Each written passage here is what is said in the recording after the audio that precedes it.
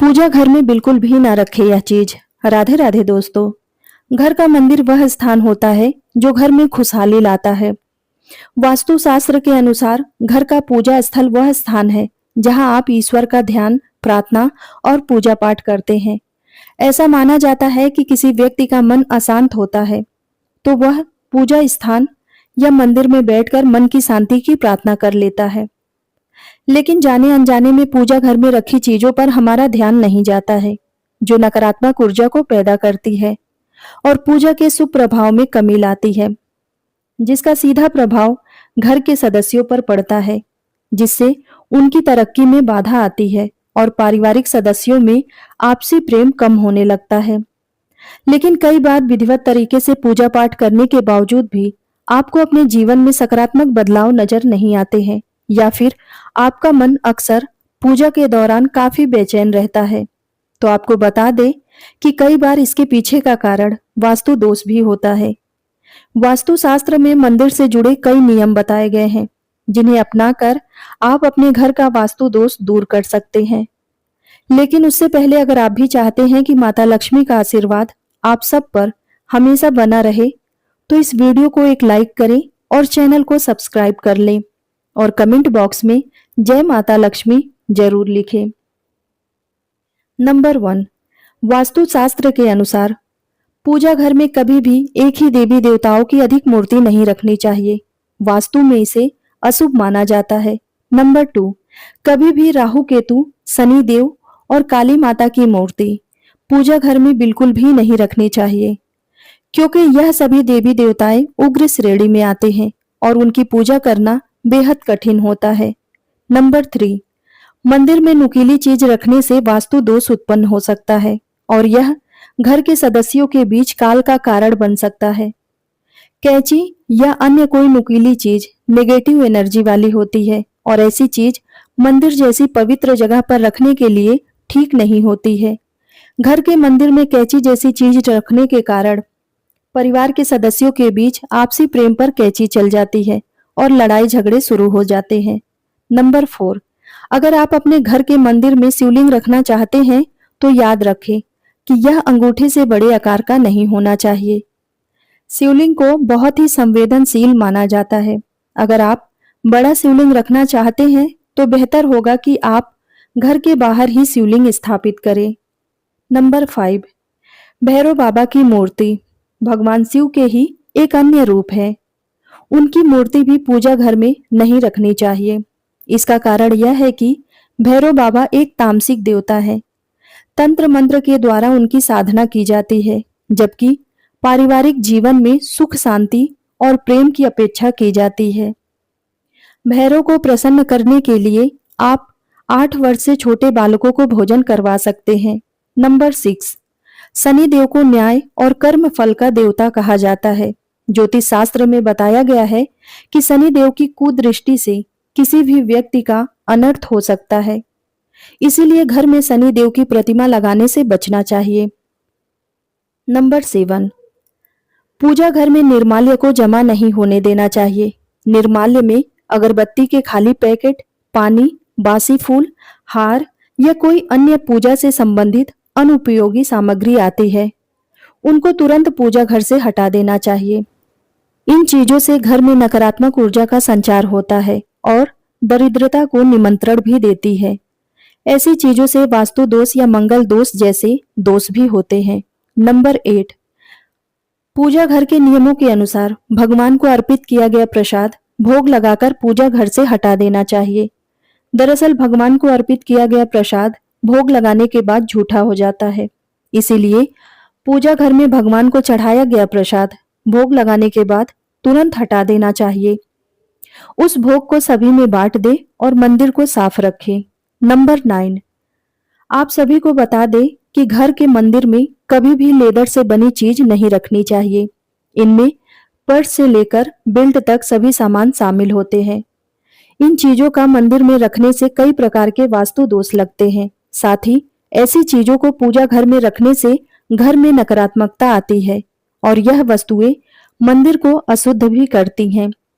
इसीलिए लेदर से बनी वस्तुओं को कभी भी मंदिर में नहीं रखनी चाहिए। नंबर 10, पूजा घर में घड़ी लगाना या नहीं लगाना एक व्यक्तिगत पसंद है, लेकिन वास्तुशास्त्र के अनुसार इसे लगाने से बचना चाहिए। यदि आपको पूजा घर में समय देखने की आवश्यकता है, तो आप अन्य विकल्पों का उपयोग कर सकते हैं। भगवान का ध्यान लगाने के लिए मंदिर में घड़ी नहीं लगानी चाहिए। नंबर 11। दोस्तों, अगर आप आरती कर रहे हैं, तो दीपक में इतना घी जरूर रखें कि पूजा के बीच में दीपक नहीं बुझना चाहिए। अगर पूजा करते समय दीपक बुझ जाता है, तो आपको पूजा का पूर्ण फल प्राप्त नहीं होता है। नंबर 12। वास्तुशास्त्र में कहा गया है कि घर के पूजा स्थल में लोहे के धातु की चीज रखना शुभ नहीं होता है, क्योंकि इससे शनि के दुष्प्रभाव के साथ ही व्यक्ति के जीवन में समस्याएं बढ़ने की संभावना होती है। नंबर 13। पूजा घर में टूटे फूटे बर्तनों को रखने से आर्थिक संकट का सामना करना पड़ता है। इसीलिए पूजा घर में बर्तनों का हमेशा ध्यान रखना चाहिए कि कहीं से यह टूटे फूटे तो नहीं। टूटे फूटे पूजा के बर्तनों का प्रयोग करना बहुत ही अशुभ माना जाता है। ऐसी चीजों को तुरंत घर से बाहर रख देना चाहिए, ताकि किसी भी तरह के दोषों से बचा जा सके और यह चीज घर के सदस्यों में होने वाले लड़ाई झगड़ों का कारण भी बन सकती है। हमेशा पूजा घर में सही बर्तनों का प्रयोग करना चाहिए, जिससे जीवन में सकारात्मकता आती है। नंबर 14। पूजा के स्थान में कभी भी आपको भगवान की मूर्ति जमीन पर नहीं रखनी चाहिए। जमीन पर रखी गई मूर्तियां घर में नकारात्मक ऊर्जा का कारण बनती है। मूर्तियां स्थापित करने से पहले जमीन के ऊपर कोई चौकी या कपड़ा रखें। साथ ही आपको कभी भी मूर्तियों को दीवार से सटाकर नहीं रखनी चाहिए। नंबर 15। घर के मंदिर में माचिस रखने की मनाही है। मान्यता है कि घर के मंदिर में माचिस रखने से घर की शांति भंग होती है। साथ ही इंसान को पारिवारिक परेशानियों का सामना भी करना पड़ता है। नंबर 16। टूटी या खंडित मूर्ति और तस्वीरों से पूजा का शुभ फल नहीं मिलता है और नकारात्मक ऊर्जा का वास होता है। कई बार हम जाने अनजाने में टूटी मूर्तियों को रखे रह जाते हैं, जिसका अशुभ प्रभाव घर के सदस्यों पर पड़ता है। इस तरह की खंडित मूर्तियां और तस्वीरें घर में अनिष्टता का कारण बनती हैं। परंपरा के अनुसार खंडित मूर्ति और तस्वीरों को बहती नदी में प्रवाहित कर देना चाहिए। नंबर 17। अगर आपके पूजा घर में भगवान के वस्त्र फटे हुए हैं या फिर पूजा का आसन फटा हुआ है, तो उसको भी तुरंत हटा देना चाहिए। यह चीज पूजा में मन लगाने में बाधक बनती है और कंगाली की तरफ ले जाती है। इन नकारात्मक चीजों से प्रार्थना का कोई सकारात्मक परिणाम नहीं मिलता है। इन चीजों को अनिष्टकारी माना जाता है। इन्हें पूजा घर से हटा देना चाहिए और नई व साफ सुथरी चीजों को रखना चाहिए, ताकि जीवन में संपन्नता और पूजा का फल मिल सके। नंबर 18। वास्तुशास्त्र के अनुसार मंदिर के नजदीक पूर्वजों और पितरों की तस्वीर भूलकर भी नहीं लगानी चाहिए। ऐसा कहा जाता है कि घर के मंदिर के पास पूर्वजों और पितरों की फोटो लगाने से भगवान का अपमान होता है। आप घर के दक्षिण दिशा में पितरों की तस्वीर लगा सकते हैं। हिंदू धर्म में देवताओं की पूजा का विधान है। साथ ही पूजा घर में किसी भी साधु या संत की मूर्ति या चित्र ना रखें। आप चाहे तो किसी दीवार पर उनके चित्र लगा सकते हैं। नंबर 19। पूजा घर में कभी भी खंडित या टूटे हुए चावल ना रखें। इसके साथ ही पुराने चावल भी ना रखें। ऐसा करने से जीवन में नकारात्मक ऊर्जा आती है। चावल को हल्दी से पीला करके ही रखें। नंबर 20। मंदिर में शंख रखना बेहद ही शुभ माना जाता है। शंख को धन की देवी मां लक्ष्मी का प्रतीक माना जाता है। आप इस बात का विशेष रूप से ध्यान रखें कि मंदिर में एक से अधिक शंख ना रखें। कहा जाता है कि मंदिर में एक से ज्यादा शंख रखने से इंसान को धन की कमी का सामना करना पड़ता है। दोस्तों, इस बात का भी विशेष ध्यान रखना चाहिए कि पूजा घर में रखा शंख खंडित नहीं होना चाहिए। नंबर 21। किसी भी देवी देवता की रुद्र रूप की तस्वीर घर में नहीं लगानी चाहिए और पूजा घर में भी नहीं रखनी चाहिए। ऐसी तस्वीर या मूर्ति रखने से अनिष्ट होता है। इसके अलावा कटी फटी धार्मिक पुस्तक भी नहीं रखनी चाहिए। नंबर 23, धार्मिक ग्रंथों के अनुसार महाकाली देवी पार्वती का स्वरूप मानी जाती हैं। देवी पार्वती का अत्यंत विकराल रूप महाकाली है।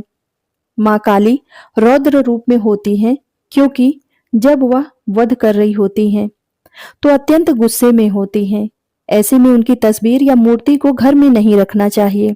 नंबर 24, वास्तुशास्त्र के अनुसार घर के लिए कुछ विशेष मूर्तियां शुभ मानी जाती हैं जो सुख समृद्धि और सकारात्मक ऊर्जा लाती हैं।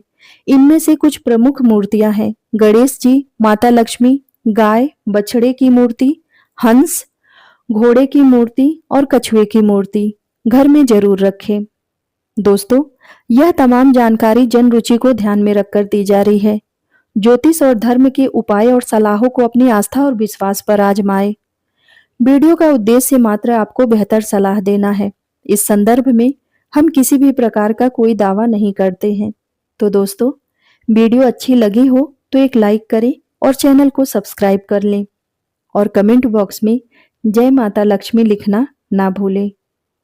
वीडियो को अंत तक देखने के लिए आप सबका धन्यवाद।